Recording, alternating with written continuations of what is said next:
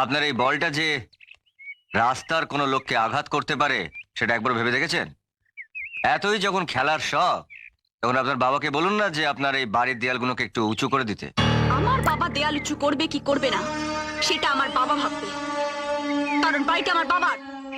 কিন্তু রাস্তাটা তো আপনার বাবার নয়, আর সেই রাস্তা দিয়ে চলার মানুষগুলো কারোর আঘাত সহ্য করে। আমার বল যখন কাউকে আঘাত করে, আমি সেটাকে ভালোবাসার দান বলে মনে করি। ওকে? বড় লোকের মেয়েদের ভালোবাসাটা খুব ছোট হয় জানতাম, তবে এতটা ছোট হয় আমি জানতাম না। আমি খুব বড় মাঠের খেলোয়াড়, তাই আপনার এই ভালোবাসার উপহারটা আপনাকে ফিরিয়ে দিলাম। স্যার, আমার ছোট ভাই বিজয়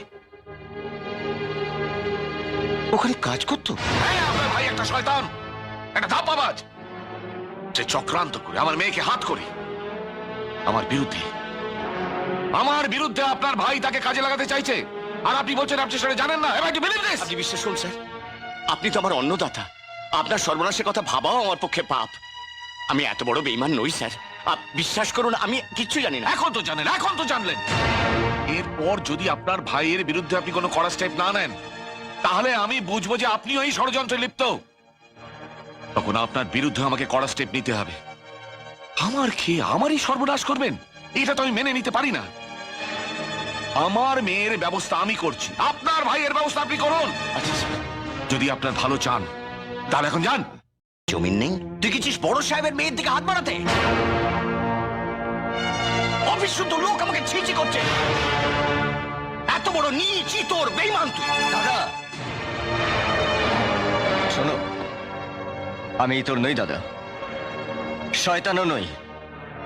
এসব মিথ্যে কথা, বরং শয়তান হচ্ছে তোমার ওই বড় লোক মুনিব। কি অন্যায় করেছি আমি? আমরা গরিব বলে কি আমাদের কোনো মান সম্মান কিচ্ছু নেই? এত বড় সাহস তোর, তুই আমার মুখের উপর কথা বলিস? তুই অন্যায় করিস নি? না, ভালোবাসা কোনো অন্যায় নয়। তোমাদের এই বড় লোক মুনিবের মেয়েও তো আমাকে ভালোবাসে। সে জোর করে আমাকে তাদের বাড়ি নিয়ে গেছিল। তুই কুকুরের মতো তার পেছন পেছন চলে গেলি না? এই লজ্জ বেহায়া কোথাকার রবি। দাদা দাদা, আমি লোভী নই, আর আমি মনে করি যে ভালোবাসা কোনো অন্যায় নয়। ও, এটাই তোমার শেষ কথা? হ্যাঁ। তাহলে আমার শেষ কথাটা এবার শুনে নাও। এক্ষুনি এই অবস্থাতে তুমি এই বাড়ি ছেড়ে চলে যাও। নিজের ভাই বলে পরিচয় দিতে আজ আমার লজ্জা করে। কাকে কি বলছো? ঠিকই বলছি।